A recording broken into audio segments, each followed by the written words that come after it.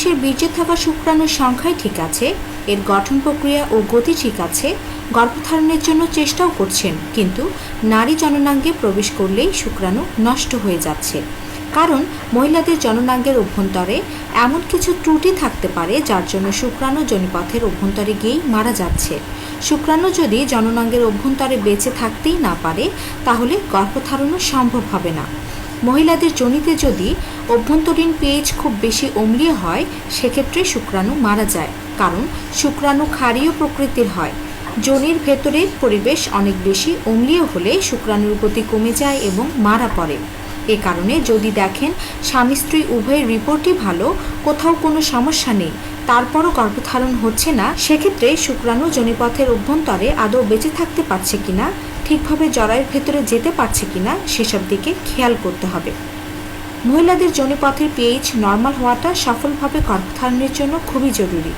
নারীদের যৌনাঙ্গের পিএইচ সাধারণত 3.8 থেকে 4.2 পর্যন্ত হতে পারে। এই রেঞ্জের থেকে অনেক বেশি কম হলেও গর্ভধারণের সমস্যা হবে, আবার অনেক বেশি হলেও গর্ভধারণের সমস্যা হবে। পিএইচ অনেক কম বা বেশি হলে যোনিপথে বারবার ফাঙ্গাল, ইস্ট বা ব্যাকটেরিয়াল ইনফেকশন হবে। ইনফেকশন বারবার হতে থাকবে, এতে গর্ভধারণ হবে না বা গর্ভধারণ হলেও পরবর্তীতে গর্ভপাত হয়ে যাবে। এছাড়াও মিলনের পরে শুক্রাণু যোনিপথে বেশিক্ষণ বেঁচে থাকতে পারে না, দ্রুত মারা যায়। পিএইচ যখন পরিমাপ করা হয় তখন সাধারণত 0 থেকে 7 পর্যন্ত রেঞ্জকে অম্লীয় ধরা হয়, আর 7 থেকে 14 পর্যন্ত রেঞ্জকে ক্ষারীয় হিসেবে ধরা হয়। জননাঙ্গের ভেতরে পিএইচ সঠিক মাত্রায় না থাকলে মহিলাদের ফার্টাইল স্রাব ঠিকভাবে নির্গত হয় না, যোনিপথ শুষ্ক থাকে। এতে করে ওভুলেশনের সময়ে নারীদের যোনিপথে যে স্বচ্ছ, আঠালো, পিচ্ছিল স্রাব যায় তা নির্গত হয় না, শুক্রাণু চলাচল বাধাপ্রাপ্ত হয়। যোনিপথ শুষ্ক থাকায় মিলনের সময় নারীদের ব্যথা করে, জলে অস্বস্তি হয়। কোন নারীদের জননাঙ্গে পিএইচ লেভেলের ভারসাম্য নষ্ট হয়? যেসব নারীরা খাবারে অনেক বেশি চিনি খান, অনেকবার চা বা কফি পান করেন, বেশি ঝাল জাতীয় খাবার খান, পানি কম পান করেন, তাদের এই ধরনের সমস্যা হয়ে থাকে।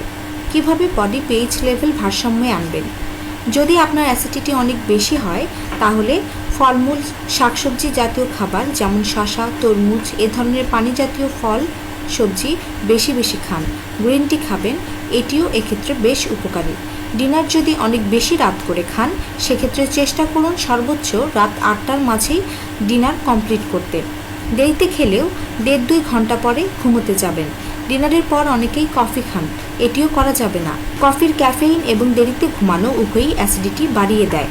এছাড়াও আপনার ঘুম কম হলে, কাজের চাপ বেশি থাকলে, মানসিক চাপ থাকলে কর্টিসল হরমোন বেশি মাত্রায় নিঃসৃত হয়, যা অ্যাসিডিটি বাড়িয়ে দেয়। দৈনিক 6 থেকে 7 ঘন্টা ঘুমাবেন। দুশ্চিন্তা করা যাবে না, আপনার সাধ্য অনুযায়ী কাজ করবেন, অতিরিক্ত কাজের প্রেশার নেবেন না।